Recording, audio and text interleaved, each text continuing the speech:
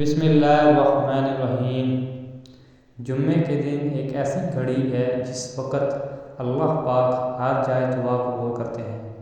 حضرت ابو ہریرہ رضی اللہ تعالیٰ عنہ روی ہے کہ رسول اللہ صلی اللہ علیہ وآلہ وسلم نے فرمایا، جمعے کے دن ایک ایسی ساعت آتی ہے کہ جسے ہر کوئی بندہ مومن پائے اور اس میں اللہ تعالیٰ سے بھلائی کا سوال کرے تو اللہ اس کو وہ بھلائی عطا کر دیتا ہے، یعنی اس ساعت میں مانگی جانے والی دعا ضرور قبول ہوتی ہے۔